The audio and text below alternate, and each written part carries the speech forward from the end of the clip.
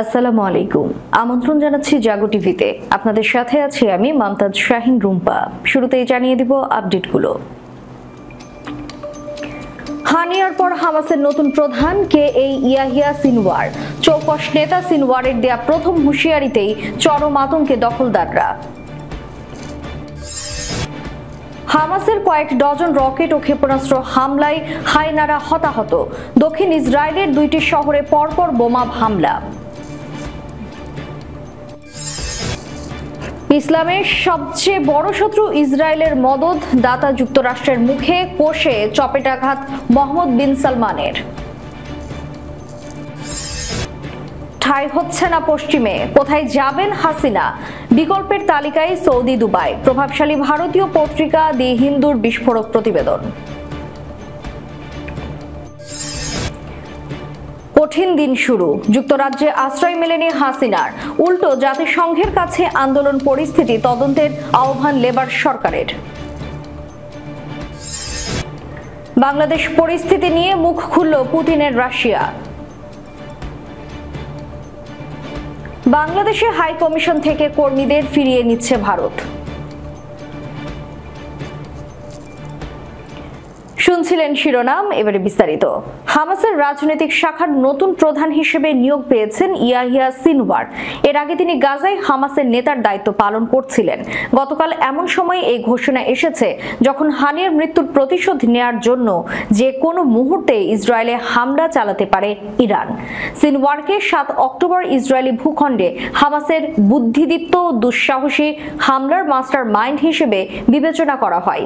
এ কারণে ইয়াহিয়া সিনওয়ারকে নিয়ে চরম আতঙ্কে দখলদাররা।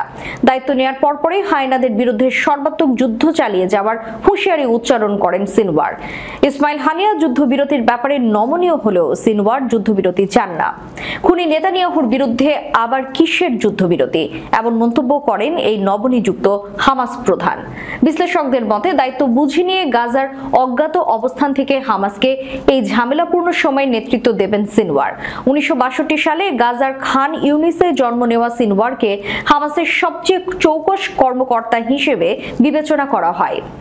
80-র দশকে গাজার ইসলামিক বিশ্ববিদ্যালয়ে ইসরায়েল বিরোধী আন্দোলনে অংশ নেওয়ার জন্য একাধিকবার গ্রেফতার করা হয় তাকে।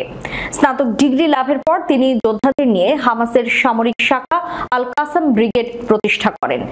2014 সালে গাজায় ইসরায়েলের 7 সপ্তাহের আগ্রাসনের সময় গুরুত্বপূর্ণ রাজনৈতিক ও সামরিক ভূমিকা পালন করেন সিনওয়ার।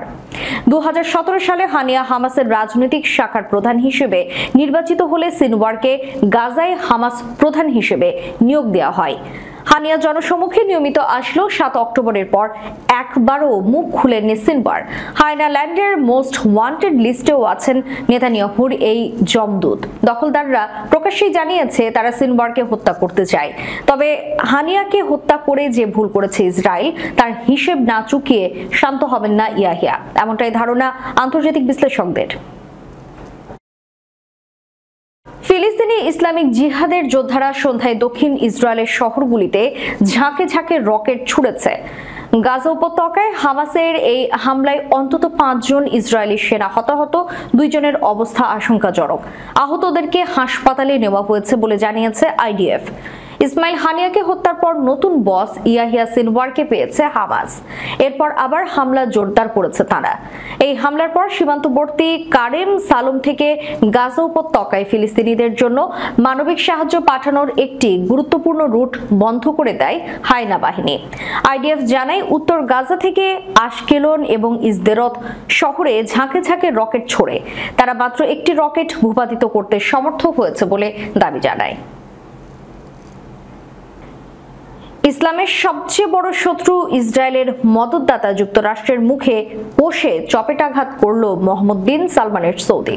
দখলদারদের অন্যায়ের সাথে সর্বাত্মক সহায়তা করে এখন মায়াকান্না কাঁদছে যুক্তরাষ্ট্র। সৌদি আরব এবং জর্ডান ও কাতার সহ তার আরব মিত্ররা তাই গাজার মার্কিন নেতৃত্বাধীন শান্তিরক্ষী বাহিনীতে যোগ দিতে অস্বীকার করেছে। তার ভাষ্য মতে এই শান্তিরক্ষী বাহিনী ফিলিস্তিনিদের নয়, বরং ইসরায়েলকে রক্ষা করার একটি কূট চাল। সৌদির ঊর্ধ্বতন কর্মকর্তা টাইমস অফ ইসরায়েলকে এই তথ্য জানায়। তবে ইসলামিক ঐক্যের সাথে বিশ্বাসঘাতকতা করেছে মিশর এবং সংযুক্ত আরব আমিরাত। তারা শর্ত সাপেক্ষে এই শান্তিরক্ষী মিশনে অংশ নিতে সম্মত হয়েছে। যুক্তরাষ্ট্রের পররাষ্ট্রমন্ত্রী অ্যান্টনি ব্লিংকেন এই বিষয়ে জরুরি সভা করেছেন। আপাত দৃষ্টিতে মার্কিন যুক্তরাষ্ট্রের লক্ষ্য হামাসের বদলে ফিলিস্তিনি কর্তৃপক্ষ অর্থাৎ ফাতাহকে গাজায় শাসক হিসেবে পুনঃ প্রতিষ্ঠিত করা। ইসরায়েলেরও একই উদ্দেশ্য। এজন্য তারা যুক্তরাষ্ট্র ও আরব দেশগুলোর সহায়তায় স্বল্পস্থায়ী নিরাপত্তা বাহিনী প্রস্তুত করে গাজায় নিযুক্ত করতে চায়, কিন্তু তাদের উদ্যোগের জন্য মধ্যপ্রাচ্য জুড়ে আঞ্চলিক সমর্থনের অভাব রয়েছে। এদিকে গণবিক্ষোভের মুখে গত সোমবার ভারতে পালিয়ে যান সাবেক প্রধানমন্ত্রী শেখ হাসিনা। ভারতের পররাষ্ট্রমন্ত্রী এস জয়শঙ্কর জানিয়েছেন, শেখ হাসিনা স্বল্প সময় অবস্থানের কথা বলে তাদের এখানে আসেন, কিন্তু 2 দিন পার হওয়ার পরও হাসিনা এখনো ভারতেই রয়ে গেছেন। দেশটির প্রভাবশালী সংবাদ মাধ্যম দ্য হিন্দ মঙ্গলবার জানিয়েছে, শেখ হাসিনা সৌদি আরব, সংযুক্ত আরব আমিরাত এবং ফিনল্যান্ডে আশ্রয়ের খোঁজ করছেন। হিন্দ আরো জানিয়েছে, শেখ হাসিনা যুক্তরাজ্যের কাছে আন্তর্জাতিক আশ্রয় চেয়ে আনুষ্ঠানিক আবেদন করেছেন, তবে সেখানে তার আশ্রয় পাওয়ার সম্ভাবনা নেই।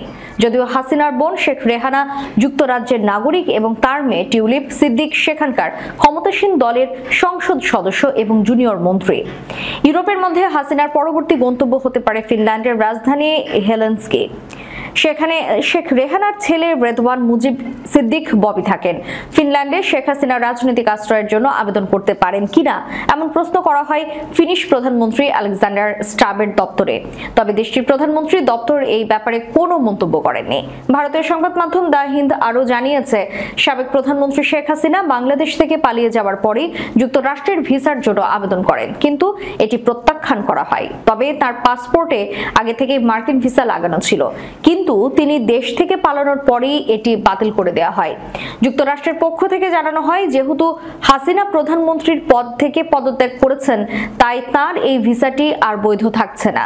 যুক্তরাষ্ট্রের ভার্জিনিয়ায় বসবাস করেন শেখ হাসিনার ছেলে সজীব ওয়াজেদ জয়। যদি হাসিনা দেশটিতে যেতে পারতেন, তাহলে তিনি হয়তোবা সজীবের বাসায় উঠতেন। দ্য হিন্দ প্রতিবেদনে আরো জানিয়েছে, শেখ হাসিনা যদি বেশি দিন ভারতে থাকেন, তাহলে এটি ভারতের জন্য বিব্রতকর হবে, কারণ বাংলাদেশের নতুন সরকার শেখ হাসিনাকে বিচারের মুখোমুখি করতে ফেরত চাইতে পারে। ঠিক এই কারণেই শ্রীলঙ্কার সাবেক প্রেসিডেন্ট গোতাবায়া রাজাপাকসে এবং আফগানিস্তানের সাবেক প্রেসিডেন্ট আশরাফ ঘানিকে ভারত আশ্রয় দেয়নি। সূত্র দ্য হিন্দ। বাংলাদেশ থেকে পদত্যাগ করে ভারতে পালিয়ে যাওয়ার পর শেখ হাসিনার জন্য কঠিন দিন শুরু হয়েছে। ইতোমধ্যেই তার রাজনৈতিক আশ্রয়ের আবেদন প্রত্যাখ্যান করেছে যুক্তরাজ্য। অন্যদিকে দেশটির সরকার জাতিসংঘের কাছে বাংলাদেশের সাম্প্রতিক পরিস্থিতি তদন্তের দাবি জানিয়েছে। দিল্লিতে পৌঁছানোর পর ইউরোপ বা উপসাগরীয় অঞ্চলগুলোতে হাসিনার জন্য বিকল্প রাজনৈতিক আশ্রয়ের চেষ্টা চলছে। ঢাকায় নতুন শাসনের উত্থানের মধ্যে হাসিনাকে সাময়িক আশ্রয় দেওয়ায় এক ধরনের অস্বস্তিতেও পড়েছে ভারত। এই খবর দিয়েছে দ্য টেলিগ্রাফ অনলাইন। এতে বলা হয়, গত সোমবার পদত্যাগ করে বাংলাদেশ থেকে পালিয়ে ভারতের দিল্লিতে পৌঁছান শেখ হাসিনা। তার সঙ্গে ছোট বোন শেখ রেহানাও ছিলেন। তবে হাসিনা ভারতের কোথায় অবস্থান করছেন সেই বিষয়টি এখনো নিশ্চিত করে জানা যায়নি। ভারতের পররাষ্ট্রমন্ত্রী এস জয়শঙ্কর হাসিনা কোথায় আছেন বা তার পরবর্তী পদক্ষেপ কি সে বিষয়ে কোনো ইঙ্গিত দেননি। জয়শঙ্কর মঙ্গলবার ভারতের সংসদ বা সর্বদলীয় বৈঠকের কোথাও হাসিনার অবস্থানের বিষয়ে কিছু বলেননি। বাংলাদেশের সাবেক প্রধানমন্ত্রী শেখ হাসিনার পদত্যাগ ও দেশ ছেড়ে যাওয়ার পর উদ্ভূত পরিস্থিতিতে দেশটি দ্রুত সংবিধান মেনে রাজনৈতিক প্রক্রিয়ায় ফিরবে, এই প্রত্যাশার কথা জানিয়েছে রাশিয়া। আজ বুধবার এক বিবৃতিতে এই কথা জানিয়েছে ঢাকায় নিযুক্ত রুশ দূতাবাস। বিবৃতিতে উল্লেখ করা হয়, মস্কোর পররাষ্ট্র নীতি অনুযায়ী বাংলাদেশের সরকারের পরিবর্তনকে রাশিয়া দেশটির অভ্যন্তরীণ বিষয় হিসেবে বিবেচনা করে। তবে আমরা আশা করব এই বন্ধু রাষ্ট্রে শীঘ্রই সংবিধান সম্মত অভ্যন্তরীণ রাজনৈতিক প্রক্রিয়া ফিরে আসবে। বিবৃতিতে আরো যোগ করা হয়, 5 আগস্ট গণবিক্ষোভের মুখে বাংলাদেশি প্রধানমন্ত্রী শেখ হাসিনা পদত্যাগ করে ভারতে চলে যেতে বাধ্য হন। পরবর্তীতে রাষ্ট্রপতি সংসদ ভেঙে দেন। মুক্তি পান সকল রাজনৈতিক বন্দী এবং পর্যায়ক্রমে মুক্তি পাচ্ছেন এই বিক্ষোভে সংশ্লিষ্টতার কারণে আটক অন্যান্যরা। বর্তমানে বাংলাদেশের সার্বিক নিয়ন্ত্রণে রয়েছে সেনাবাহিনী। তবে খুব দ্রুত এটি অন্তর্বর্তীকালীন সরকার দেশের নিয়ন্ত্রণ ভার গ্রহণ করবে। ইতোমধ্যে এই সরকারের প্রধান উপদেষ্টা হিসেবে শান্তিতে নোবেল জয়ী অধ্যাপক ডক্টর মোহাম্মদ ইউনূসের নাম চূড়ান্ত হয়েছে। রুশ দূতাবাস আরও জানিয়েছে, এই বিক্ষোভকে ঘিরে সহিংসতায় কোনো রুশ নাগরিক হতাহত হয়নি। অপরদিকে ঢাকায় অবস্থিত ভারতীয় হাইকমিশনের অপ্রয়োজনীয় কর্মী ও তাদের পরিবারের সদস্যরা একটি বাণিজ্যিক ফ্লাইটের মাধ্যমে স্বেচ্ছায় দেশে ফিরে যাচ্ছেন। সেই সঙ্গে ভারত ও বাংলাদেশে তার কূটনৈতিক উপস্থিতি কমিয়ে দিচ্ছে। তবে সূত্র জানিয়েছে, হাইকমিশনের কার্যকরী ও সব ভারতীয় কূটনীতিক এখনো ঢাকায় রয়েছেন। মঙ্গলবার ভারতের পররাষ্ট্রমন্ত্রী এস জয়শঙ্কর বলেছিলেন, ভারতের প্রত্যাশা ছিল যে অন্তর্বর্তীকালীন সরকার বাংলাদেশে ভারতীয় মিশনগুলোকে প্রয়োজনীয় নিরাপত্তা ও সুরক্ষা দেবে। সেই সঙ্গে পরিস্থিতি স্থিতিশীল হয়ে গেলে নয়াদিল্লি তার মিশনগুলোর স্বাভাবিক কার্যক্রম শুরু করবে। ঢাকায় হাইকমিশন বা দূতাবাস ছাড়াও ভারতের চট্টগ্রাম, রাজশাহী, খুলনা ও সিলেটের সহকারী হাইকমিশন রয়েছে। কোটা সংস্কার আন্দোলন কেন্দ্র করে ছাত্র জনতার নজিরবিহীন আন্দোলনের মুখে সোমবার অর্থাৎ 5ই আগস্ট প্রধানমন্ত্রিত্ব থেকে পদত্যাগ করতে বাধ্য হন শেখ হাসিনা। এরপর ছোট বোন শেখ রেহানাকে নিয়ে সামরিক হেলিকপ্টারে বাংলাদেশ থেকে পালিয়ে ভারতে চলে যান তিনি। আপাতত শেখ হাসিনা কয়েকদিনের জন্য ভারতেই থাকবেন। বর্তমানে ভারতীয় গোয়েন্দা সংস্থার নিরাপত্তায় রয়েছেন শেখ হাসিনা। এখন তার নিরাপত্তার বিষয়টি তারাই দেখছেন।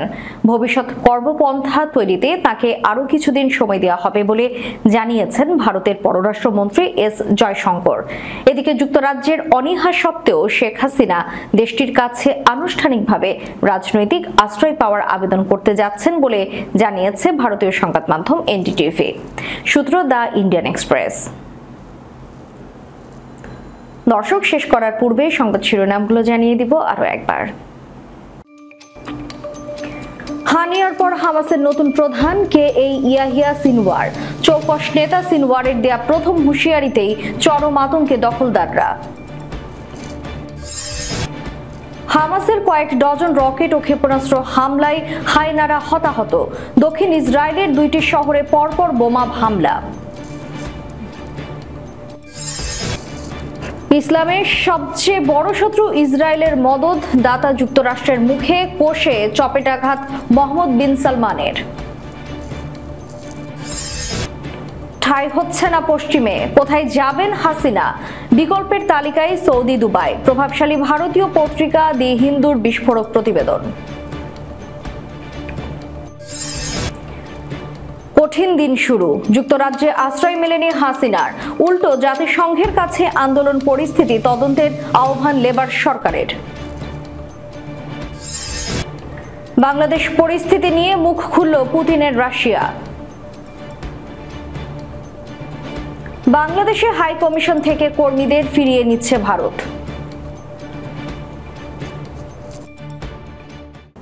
এতক্ষণ আমাদের সাথে থাকার জন্য ধন্যবাদ। আল্লাহ হাফেজ।